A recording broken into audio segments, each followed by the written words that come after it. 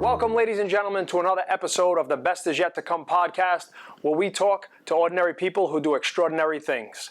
I am your host, Shane P. Shea, and we're podcasting live from the world headquarters, center of the universe, Centerdale, Rhode Island.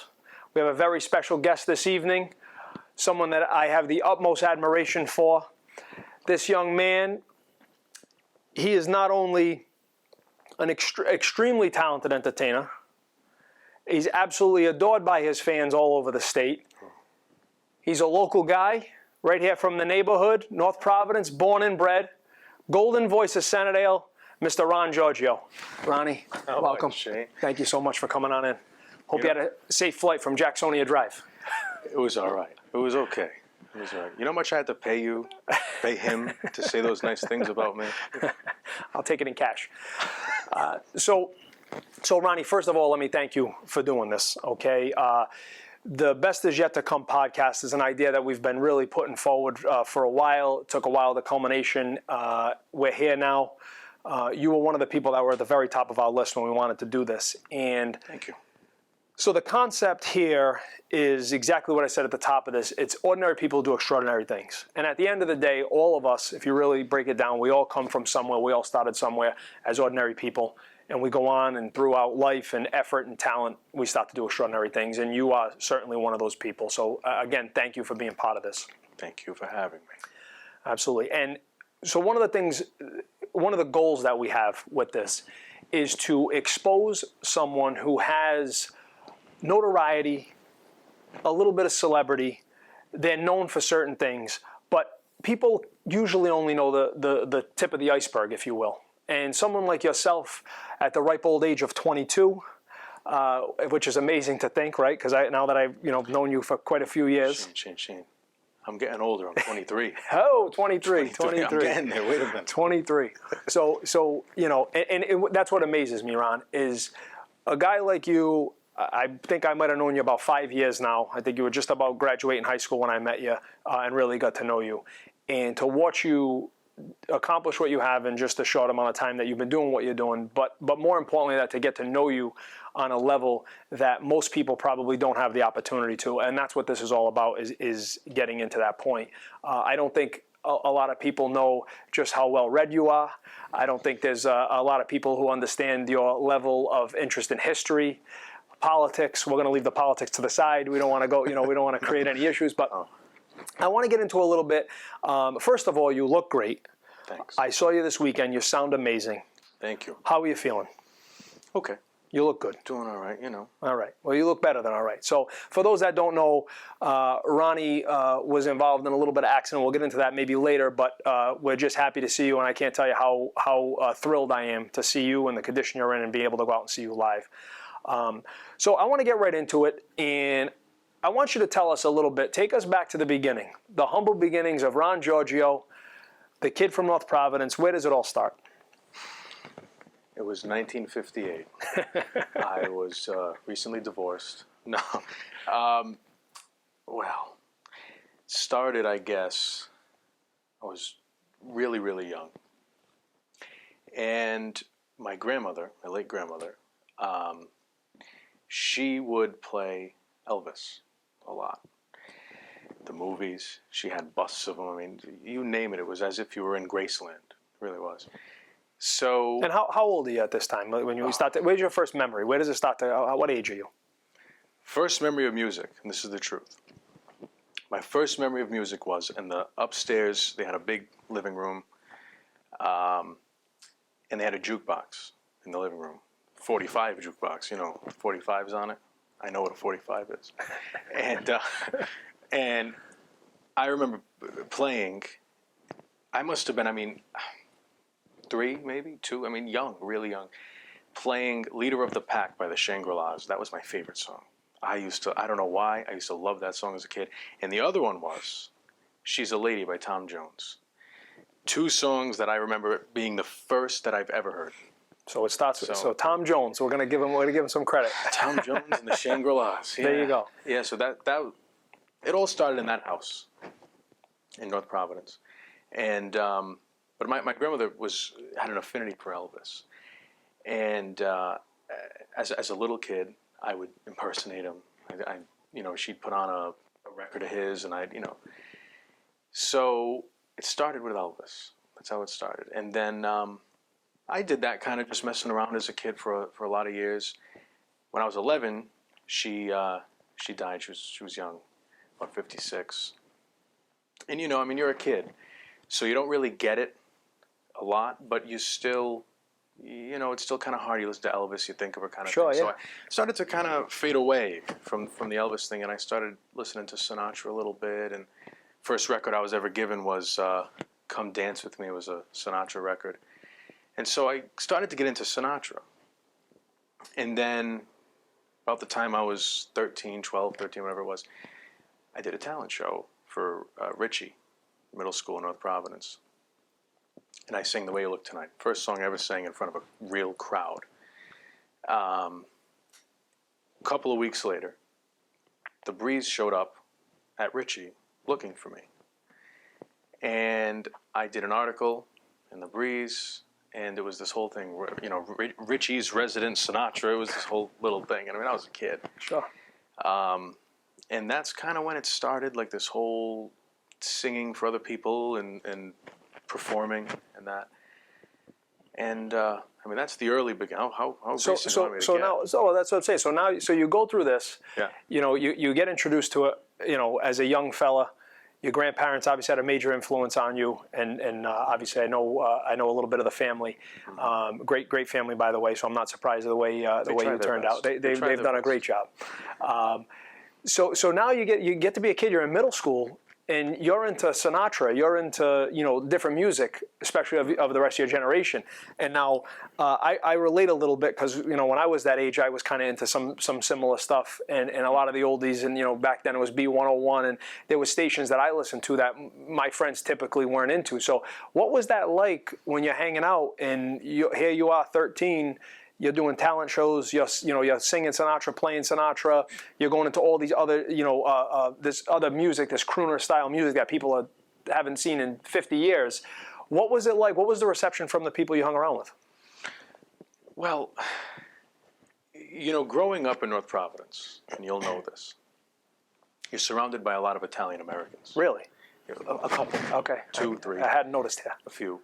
And so they grew up with the music. So a lot of the people I was around, you mentioned Frank Sinatra, you mentioned Elvis, all these crooners and that kind of thing.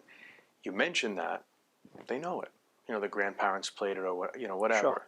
They've all seen Goodfellas, that kind of thing. Right. And so they knew it a little bit beforehand. It kind of just became part of my reputation, I guess, from a young age. Everybody just kind of knew. Even in elementary school and that, I was still doing the Elvis and that. As young as that goes. Yeah. So it wasn't surprising to anybody. I had already kind of gotten there. But once, you kind of get out there with it, it just kind of became, sing for us, do this, do that. Well, I got to tell you, so obviously you being a young guy at the ripe old age, like we said, now is 23. One of the things that I find amazing, okay, is the ability that you've had to bring in so many types of people from all demographics. When I go and see you, obviously you play, we're always grateful to have you at the Senate, and I've seen you, I just seen you this weekend up the hill. The amount of people that come out to see you, but also the spread. Because you're talking about people your age, they come out and see you, absolutely love it. And by the way, people that if they haven't seen the show, some of the Ed Sheeran, all the new age stuff you do, on top of the fact that Nirvana, your spread of music is just incredible. But to do it in such a style that appeals to so many people. But the other point I want to point out to you, and I want everyone to understand, it's not just the fact that you're a singer, okay, and that you're playing music. I think people don't realize you're an entertainer. And that's what I try to explain to people the difference is. We have a lot of people that come through and they're very talented and they play, instruments and they sing and they do really well. But there's very, very few people that are an entertainer. And you are something that I can say in my time in Rhode Island, growing up around the music and having the ability to bring some people in from, and do shows with people from, Hollywood and different areas of the country that were, somewhat, stars and whatnot. Your level of showmanship is second to none, in my opinion. Thank you. And I think it goes to show, because one of the things I've noticed when I go to your shows is not only do people just love to hear you sing and love to watch and see the show, but at the same time, they're almost more, I think they get more thrill out of actually sitting and talking with you for a few minutes. I think you've built this, I'll call it a persona, but it's you. I mean, people want to sit and talk to you. They want to know. Everywhere you go, everyone loves Ronnie. I mean, right? That's the case. That's what I see. I hope so. Listen, I'm going to tell you, more people reached out to me. It's amazing to me, obviously, going through what you went through. But when I tell you the amount of people who reached out via social media, text messages, calls, stopping in the restaurant, you've impacted so many people in such a short amount of time. And, you know, I think someday, at some point, you and I are going to look back at this night and this episode that we're doing here, and we're going to smile and we're going to laugh and we're going to think about this, because I think at some point in the near future, and I'm going to make a prediction that in the next 12 to 24 months, I'm going to see Ron Giorgio's name in bright lights, in big events, selling out arenas, and doing some big shows. I think once a few things line up and the planets align for you, you're really going to take it to the next level.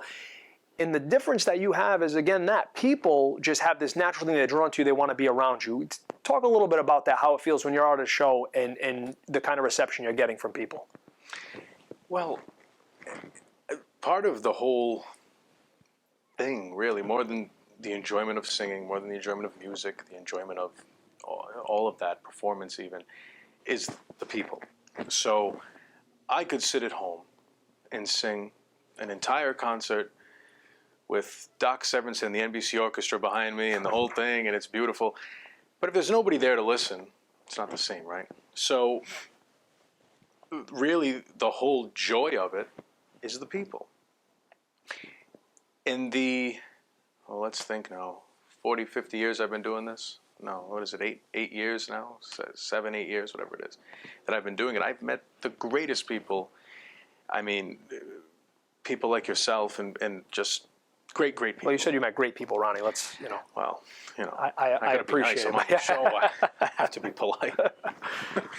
See why everyone loves you? But yeah, I mean, I've met such great people, and that's the draw for me. Is not even to be recognized and the notoriety and that kind of thing, which is what it is. It's just getting to know people and meet people. You meet such interesting people. I was on the Hill just a couple of days ago, and I met a couple of people from Dallas, and you meet another couple who are from Minnesota and things like that. And they come out and they enjoy, well, where can we find you? Do you play in Minnesota? No, I don't. Not yet. Not yet. Not that believe me. But, you meet such great people, and when you hear people tell you that they enjoy it, they like you, all those nice things, it's nice, but more or less, my enjoyment is just getting to meet people and know people, and that's a lot of the fun. So, but to answer your question, it's very nice. Yeah. It's one of probably the most rewarding thing in life is to have people enjoy something that you enjoy doing too. So I'll tell you a little something that always stuck with me, and I think it'll speak exactly to what you're saying. The saying goes, people, they never remember what you say, and they never remember what you did, but they never forget how you make them feel.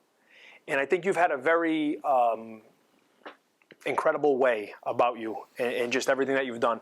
And I see it with people. I'll speak to an event we just had last week. Okay, and I get a phone call from a good friend and a customer of ours, death in the family, wanted us to host an afterlife party, big Irish family, so that they know how to have a good time, and the woman lived a great long life, and the request was they had to have Ron. They had to have Ron Giorgio. Can you get us Ron Giorgio? I mean, it was like that was it. It's like, I really like your place. We want to have it here. She loved to come in here, but we got to have Ron. And so I reached out to you, and again, I thank you for that. But you did that event, and I remember what you said about to the people. You said, listen, I'd absolutely love to do it for them, no problem. I explained to you the story where she had come out and had seen you a few times at the restaurant, and she just was in love with you. I mean, a 90-something-year-old woman who just was, you made her day. So, and yet again, she was wonderful. Yeah, she was. And you did it again. So again, this is what the point is those people that had that event. I mean, we had 80-something people. And I got to tell you, someday when my time comes, I sure hope that people enjoy themselves the way they did at that event. But it was amazing. I mean, you were singing. We're at a funeral, and people are dancing and having a great time and celebrating it. But they'll always remember. I mean, everybody was there talking about it. So I think that's one thing that I can say that you do an amazing job at is how you make people feel. And that's what I mean. When you're out and you're talking to a crowd, when you're not even singing, I think people enjoy that just as much, if not more. And I think, again, that goes back to the part of being an entertainer. I also want to go and talk a little bit about and get into some different things that are of interest to you, which I find interesting. Again, a young guy. I remember when I was a young guy, and I liked history and politics and just certain other topics that other people didn't necessarily relate to. I think it's why I took to you so well, because we have so many conversations. And I remember people telling me, oh, you have an old soul, or you're beyond your years, and you kind of whatever. But I got to tell you, I mean, you embody that. When someone looks up that statement, old soul, there's the picture of Ron Giorgio. So tell me a little bit about when you started to develop your affinity for history, and what it is that drew you to it, why you study it, why you like it, and what kind of impact it's had on you. So I can't place it really. I mean, I've always been interested in yesterday, I guess, for lack of a better word. Growing up, I was obsessed with like the Titanic. I loved reading about the Titanic and things like that, and I always would look into things historically. As a kid, me and a good friend of mine, we used to talk about Ronald Reagan all the time. I was just a big Ronald Reagan guy as a kid. I don't know. And what year were you born, by the way? 1938. I'm going to say it was 2000. Was it 2000? It was right. 2000, yeah. But I don't know. I just always had this affinity for... What was it about Reagan that you, as a young guy who wasn't born, and I was born in the Reagan era, and I have a strong, obviously, appreciation for Reagan. But what was it about? How did you get introduced to him, and what was it about him specifically that drew you in? What was his name? It was, Ron. I mean, no, I can't remember. And I'm sure that there's a very interesting story about how I was introduced to it. But I can't remember. But I mean, I think one thing about him that I always loved, and most people loved about him, I mean, politics aside, he was such a personality. I mean, that goes back to the days he was on the General Electric Hour and making, sure. Bedtime for Bonzo and all those things, I mean, he was just a really big personality. And I liked that in somebody that was, I'd say mostly respected. I think at least 50% of the country liked him for a while. Yeah. Well, it's interesting, right? So you think about Reagan, and again, you being a student of history yourself, Reagan gets elected, and he's a very polarizing character. Yeah. And as you pointed out, about half the country probably didn't like him. But because of that personality that you're talking about, even now, I mean, you nobody really says a bad word about Ronald Reagan, because when you really think about it, and again, he went through a traumatic incident, right? He did. Almost lost his life. He did. And I think when he came out of that, I think it galvanized people behind him. I think the country as a whole, it was a kind of a uniting incident, right? But he did such a great job, to your point, of having that personality that drew people in. Yeah, I mean, one of the things I can remember as a kid is hearing about the assassination, not hearing about it, but being secondhand, being cognizant of the fact that there was an attempted assassination. And I can remember reading about when he woke up in the hospital and Nancy came in and he said, "Well, sorry, honey, I forgot to duck." And that was always so funny to me as a kid. And that, so I guess that kind of thing drew me to him, just his wit and that, and similar to the balloon pop. The balloon pop missed me. But yeah, I mean, I just always was into history, always. And as I get older and I can understand more, I would look into the history of North Providence and things like that. And as a kid, I didn't understand it totally. But as I got older, I guess what draws me to history now is just how simple things were at one time. And I don't mean in a way of, things are very similar still, but you look back and the communication between people was so simple. I mean, you wanted to call somebody. You called them from home. If you were rich enough to have an office like this, you called from your car. You know what I mean? And things like that. And, it was so much more personal, Right. And now as I'm an entertainer, I look back on the days of the El Morocco and the 1025 and all these places that you used to go, even the Warwick Tent, and see a show, or even just it's a Friday night. Let's go watch Bob Minelli and Holiday at Allery's, things like that. Those things they're missed now. That whole culture is missed now. So that's what draws me to it now, and I try to bring that into the show.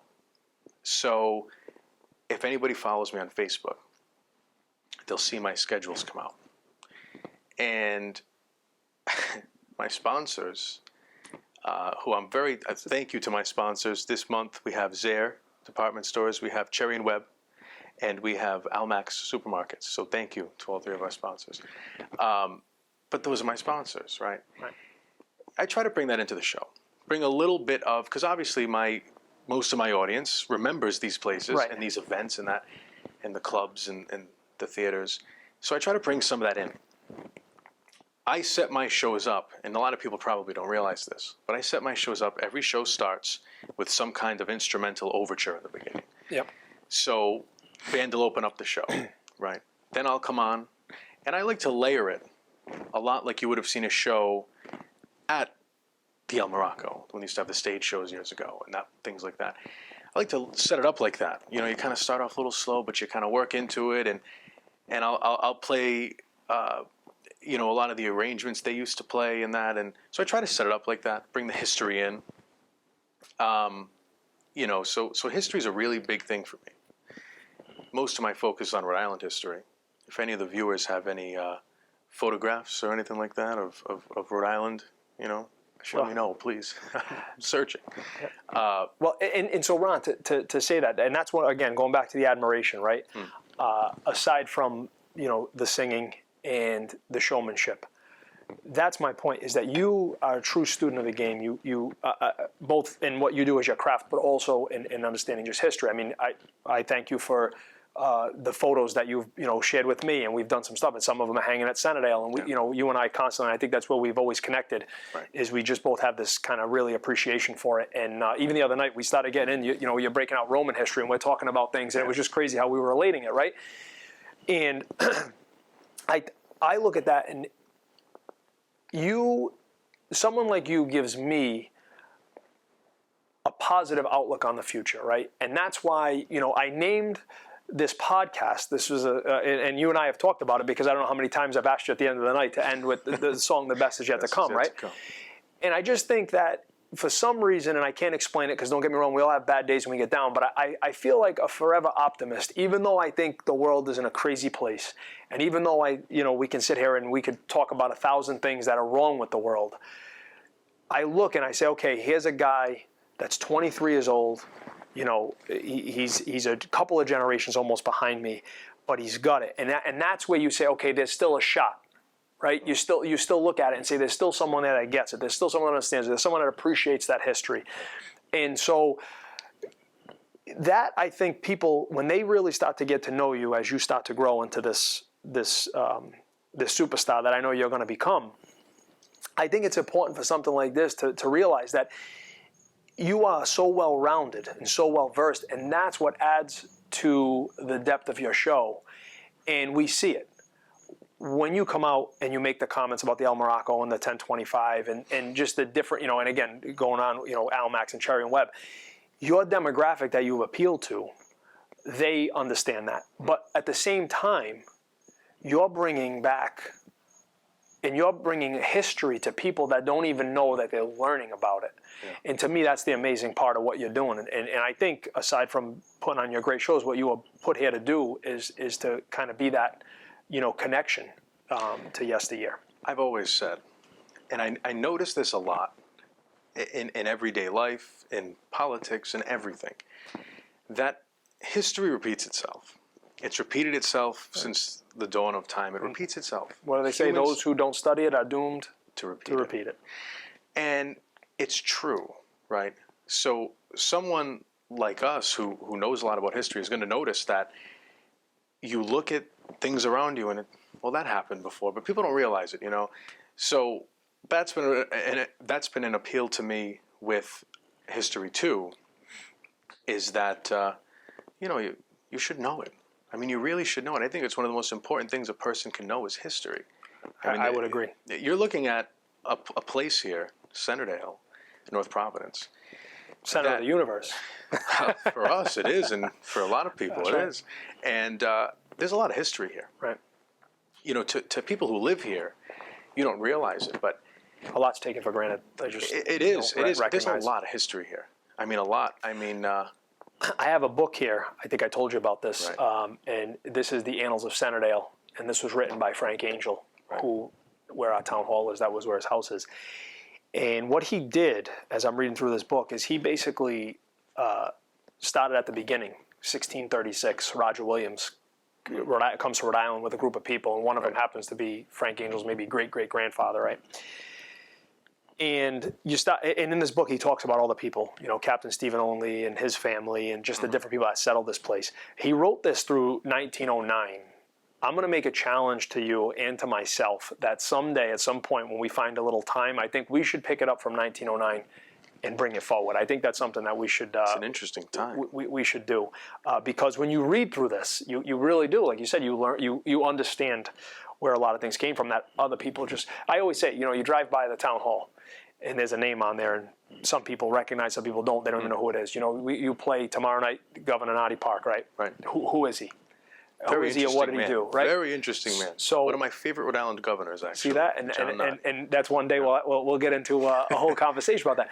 But the point being is, why is John Noddy's name on the park? Why is Frank Angel's name on the thing? And I think people don't even think about it. It just becomes a thing that they pass by. But I think that's someone like yourself, and I try to be that way myself, is to look and try to understand what did they do, and how do we make the world better. Right? People have asked, I've had a lot of conversations. And I say to people, what the motivating factor is, why you get up every day, why you do what you do.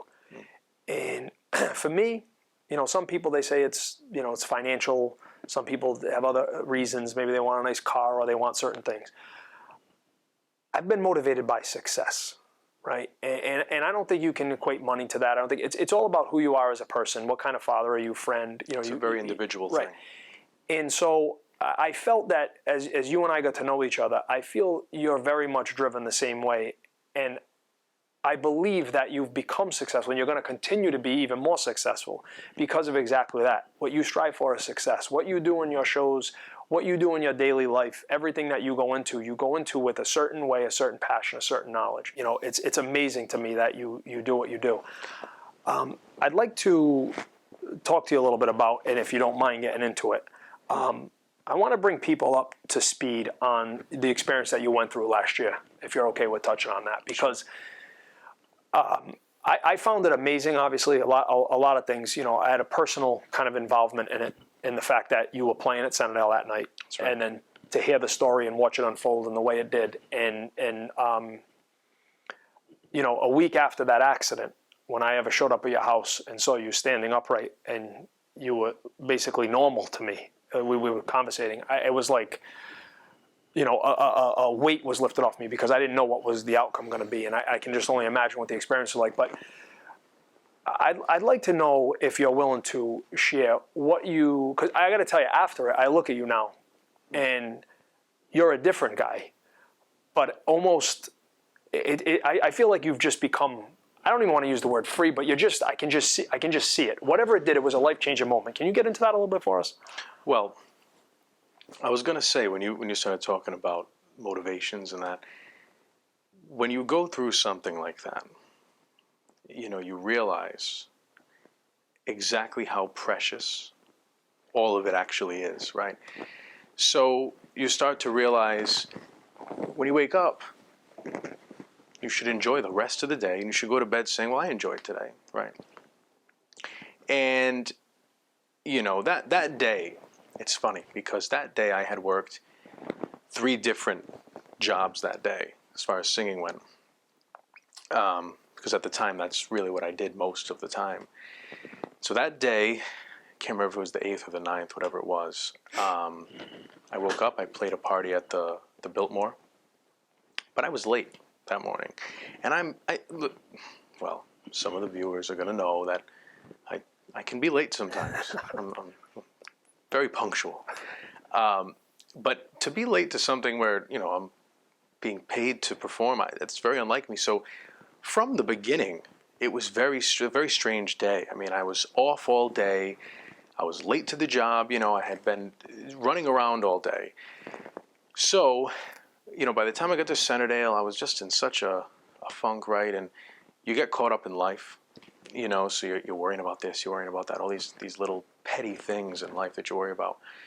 And then, I went out, that happens, right? The accident happens.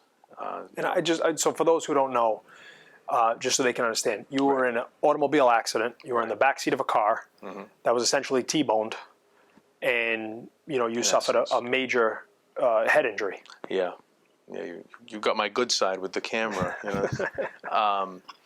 Yeah, and it was a unbelievable thing. I don't have a lot of memories of it. I can remember waking up in the hospital. And I think this is one of the most life-changing moments of my life.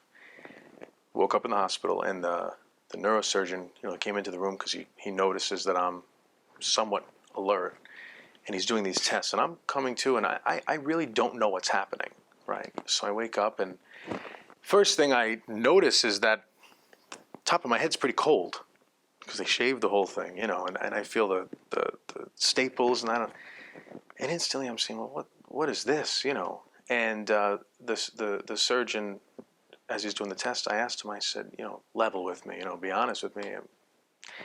Is there, am I messed up, right? And he said, no, but, be thankful you should have died. I mean, the Cadillac of surgeons is telling you this, I mean, it's one of the most amazing moments of my life, hearing that. And even then, I didn't really grasp it. It took me a while to really grasp what he meant. And that changes your life. It makes you appreciate everything so much more. It makes you, little things, beefs with people and the little aggravations of the day, and that it puts it in such a perspective that if that was my last day, if that accident was the last moment that I was alive, if what probably should have happened happened, well, the last thing I remember is being on my phone. First of all, just wasting time, right? Not living in the moment, right? Not enjoying what was happening. But other than that, all of those little things, problems I had with people, the things that I, held grudges over, and all these little things would have went with me, right? And that would have been it. So you kind of come out of it and you think, well, you should look at things more positively, right? Because you don't know. You just don't know. So, it's one of those things. I mean, not everybody goes through things like that, and I'm not special. I'm not the only one, and there's been plenty of people who have gone through far worse too. And you just got to take what you can from it, right? And I think one of the things that I've taken is this deep appreciation of life itself. And that's really my motivation. You talk about motivation and success and that. The individual motivation for me every day is not to waste it, because you have no idea what's going to happen next. You don't. Well, I got to tell you, Ryan, that's a true inspiration to hear you. And I know we've spoken about it a few times, but I think that was amazing to hear that. And I think people people that know you or people that don't know you are going to take a lot of value from what you just said. And I would also like to say to you that I admire that, and the many conversations we've had, it's inspiring to me, and I'm sure it's going to be inspiring to many others that know the story. And I also would say, I know that last week we talked about something, and I don't know if that's something that you wanna expound upon a little bit. But you took a late trip, and before that trip, we had a little bit of conversation, and I told you that I used a word with you, and it's fearless. When I'm watching you, and I'm watching you perform. Now I've watched you perform now for quite a few years, and make no mistake about it, I let everyone know. To me, if there was a little piece of heaven on earth for me, it's Centerdale on a Friday night with you singing and Goodfellas is on in the background, and it's just one of those things. Like, if I could design it right, that's what it is. Yeah. But what I've noticed the last few times that you performed, and then I see you, what you're doing, you have this way now, and I use the term fearless. You look on stage to me fearless, and what I mean by that is you are so comfortable, so confident, and performing at such a high level. And then to do that like you did the other night, and then you took a ride to the big city and had a little bit of an experience down there. You want to expound upon that a little bit and tell me, give me that day. The day in Ron Giorgio decides he worked all day, he performed that night, and then what did he do? This particular day. That particular day, what you did last week. Because I admire what you did. I mean, that's, again. Well, I went to New York City. Give me the day. Give me the day how this goes. Because you didn't go to New York. You started your day. You worked your job. You came and did, and then you left. What time did you leave for New York? Yeah, I did. I worked. So I'm a realtor. Yeah. And so I was in the office. If anybody's looking to sell houses, please. Or buy, rent, just let me know. So I worked during the day, and then went to Centerdale. Now, we started at Centerdale, I think, around 7 o'clock. So about 7, ended up around 10, even 11. We were having fun at the end. We were trying all different things. We had a blast. We got into Billy Joel, Rod Stewart. We were going all over the place. It was great. So we did that. I can't wait to tell that story. But by the way, one day when you're performing and everyone's like, "Look at this guy," I'm gonna say, I know him. One night I watched him play that song. Yeah. For the first time. Yeah. Well. Listen, all I got to say is, all of these predictions, I hope when you gamble, you win. Because I don't gamble. I'm not a betting man, but I just, I call it like it is. You're betting right now, and I hope you win. Listen, I call it as I see it. It's not, believe me, I'm not risking it. Yeah, well, so we finished up around, I guess, 11 or so, whatever it was. I went home. I don't even think I told you this. I went home. I packed, I had an H&M plastic bag. I threw some clothes in. I threw a little leather travel case in there, and I went. But then I'm saying, I don't want to drive my car to New York and put miles on it, So I'll put miles on somebody else's car. I went and rented a car, and I drove out. So I went to TF Green got there for about 12:30. This is midnight now. This is after all day. Right. After all day. TF Green at 12:30 in the morning, and I drove up, and. I got there probably about 3:45 in the morning. Checked into the Intercontinental, and then the next day, I met with somebody in the industry, the music industry, that is interested in helping me out, and I won't get into very many details about it. But I met with him, and it was a great experience. It was I have an affinity. I love North Providence, love Rhode Island, but I have an affinity for New York City. I just love it. It's a great, great place. And I spent the whole day, and it was nice. You kind of go and just experience it. But meeting with him was a great inspiration too. Very accomplished person, and we'll see what happens. But so you go all day. Mm-hmm. You go rent a car at midnight. You drive to New York. You get in around 4. Mm-hmm. You check in, little nap, get up, go through the day. I know you went out that night. You've seen a couple of things. You sent me some videos that were amazing. Oh, yeah. The point why I wanted to bring up that story was, again, going back to the point of success, going back to the point of being fearless, and going back to seizing the moment. You and I, we spoke that night at Centerdale, and we talked about, future and what to do. Right. And I just think that your story is an amazing story, but the fact that you're doing what you're doing, it truly is an inspiration. As a guy, 23 years old, most people my age are going to refer to you as a kid, my age or older. But to be that guy, to do what you're doing, to take first of all, it takes a lot for people to even just start at the beginning and get on stage to do what you do, right? So that takes a level of overcoming fear. Go through life, get to the point you're at. But to have the initiative, to have the drive, to actually take that step and say, you know what, I got this opportunity. I'm going to leave in the middle of the night. I'm going to drive down there by myself. I'm going to get there. I'm going to do what I got to do. That's an inspiration, and that's what I'm talking about in the future. And that's what I want young people that can watch. You are someone that your own peers can look up to and say, you know what? Look at what it takes. Look at what it does. And that is, to me, is the biggest value that I see, and I really do. I'm proud of you for that. Well, thank you. You say fearless. I think if you notice any change at all, I think a lot of it is that the pressure is lifted in a way, because it went from the everyday pressures and all these different things to this kind of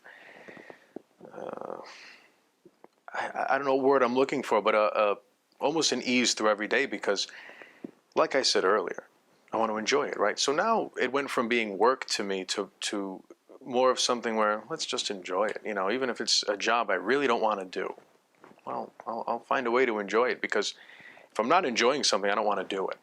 I just have no interest in even doing it. So especially now, So this idea of fearless, it's more of less just some kind of zest for life, I guess, because I just want to enjoy it. I mean, like I said, you don't know, right? So if this is, say I live to 80 years old, whatever, I don't know. If the end comes, whenever it does, I want to be able to say, well, I enjoyed that. That was a good trip. There's a song, Peggy Lee sang it, Tony Bennett sang it, a lot of guys sang it, Is That All There Is? And the whole point of the song is everything this person did, they'd sit there, I went to the circus. When it was all over, I said, is that all there is to the circus? And he gets to the point, when I'm breathing my last breath, am I going to say, is that all there is to life, right? I don't want to look at it that way. I want to look back and say, well, that was fun, right? And I guess if driving to New York in the middle of the night, or, going out to California and doing something, if that's what it takes to look back in 50 years and say, wow, it's been a ride, then that's what I'll do. Now, blame it on my youth. I guess I am, and I forget this sometimes. I feel like I'm 100 sometimes, but I guess I'm at an age now where I can kind of do these things too, and I'm going to take advantage of that, right? But I guess you mentioned this change in that. It's just you don't want to face another situation like that and say, wow, I didn't do what I wanted to do, even if it's just that day or that minute, right? So that's really big for me now, is just enjoying every day. I'm that person that, much to my parents and everybody else's chagrin, you call me at 12:30 at night and you say, what are you doing? I want to go get a drink. Let's go to Centerdale. Let's go over here. Let's go there. I'm gonna go because I'm going to enjoy myself even a little bit. It's worth it. I'll sleep when I'm dead, right? I want to enjoy it now. But that's a lot of it. Right? Amen to that. Let's cheers to that. Salud. The goose is loose. The goose is loose. I love it. I got to tell you, Ron, I'm having a blast with this, and again, definitely appreciate your support with this. Yeah. What else can we tell the people about Ron Giorgio? If there was something that you'd want people to know about you, what would it be? So let me actually go. So there's a little segment. This is a Barbara Walters question. This is it. This is a loaded one. This is a loaded one. This is your Dan Rather moment. So there's a little concept that I have, okay? There's a little segment that I want to do with this podcast, and I call it Must Be Nice, okay? And you may have heard me say this a million times, and people say this, but I use this term jokingly because it became a thing where you hear people all the time, oh, it must be nice. They see the guy driving, hey, it must be nice. He must be nice. Whatever it is, it must be nice, right? Oh, look at Ronnie. He's young, he's handsome, he gets out, it must be nice. Look at the voice of an angel. I'm one of those things, I'm young, that's it. Must be nice, right? What's it like? He's got tailored suits, must be nice, right? So the concept is, must be nice. What do you think that people look at Ronnie Giorgio and say, must be nice, but they really don't have any clue of how difficult it is? Like, for instance, when you're doing an event, you've been working all day, you come in, you're singing for people, they're going nuts, and we rush you downstairs and we're eating cold pasta out of a it must be nice at that moment, right, when everyone's looking up. So it's still good. Yeah, listen. But the point I'm making is, what is it that people would not really understand what you go through, or some of the challenges that you have, but they look at you and say, it must be nice to be him? What is it that people would be curious to know? Or is it just really that nice to be Ron? It might be. No, it must be nice. Not always. Not always. It depends on the day. Boy, see, this is how you know this isn't rehearsed, you see. Well, a lot of people will say to me, it must be nice to, because for a long time, like I said before I got my license to be a realtor, people would say to me, well, it must be nice. You go to work and you're singing and that kind of thing. And I heard that a lot. It's well, you don't work, you sing, Well, and I think a lot of guys and girls who will watch this, if they do and hear me say this, will agree that it's not the easiest thing in the world. It's fun. It's enjoyable most of the time. But, you've got plenty of times where, you go out and it's the last thing you want to do. Right, it's the last thing you want to do is go out there, because on my worst day, right? So on the worst day of my life, unless it's something where I really can't do it, for the most part, I will be there for your engagement. If you call me up and you want me to, sing for this event, right? And something happens to me that day, and it's the last thing in the world that I want to do, I'm going to show up and I'm going to be there. And you have a responsibility in that industry to entertain people.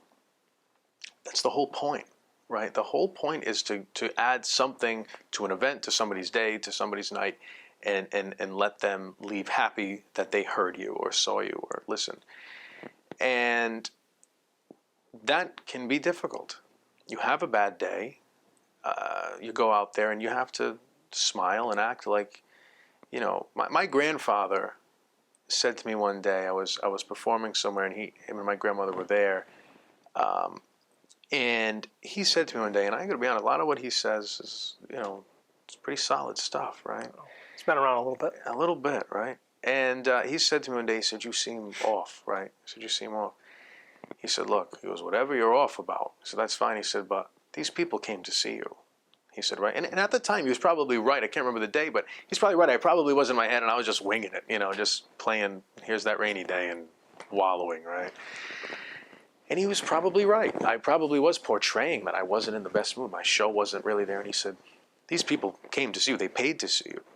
He said, so you got to put it away for them, right? So, yeah, people will say that must be nice and that, but you get a day like that where you go up there and you don't want to do it. You have to, right? You have to. And, him saying that especially made me realize, people did come out. And I appreciate all the people that follow me and share the schedules and comment and come and see me regularly or even just once in a while. I appreciate that very, very much, because it means the world. Yeah, right. Without that, what do you have? I say in my shows a lot, I say, I'll be here next week. Come back and see me, because if you don't, I'll be very lonely. And it's true. I'll be very lonely if they don't come. Worst place to be is a singer on stage with nobody in the room, right? It's like singing to empty tables, Well, and you know what, Ron, I really do appreciate that point of it. And that's the whole point of that little segment, It Must Be Nice. The idea is that everyone looks at somebody and has this feeling. that, oh, they have it better. But I always say, if you look to your left and you look to your right, you're going to find someone who's better off and worse off at all times. True. And the old saying of, when you get in line, if you could line everyone up on the planet and they could all hold their problems in their hands, and they throw them in the air, and you could catch anyone you want, by the time you see the other guys, you grab your own.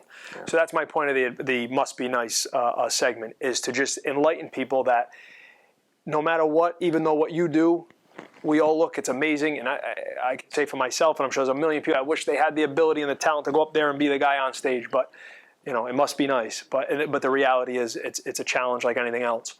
I want to tell you that I really enjoyed tonight, and I hope you did as well. And I hope everyone out there watching does. Someday we'll do this again, and we'll be taking up the history from today and moving forward. I want to thank everyone for tuning in. Don't forget, the Best Is Yet to Come podcast. Again, ordinary people do extraordinary things. We had my man Ron Giorgio, the golden voice of Senatale, here with us this evening.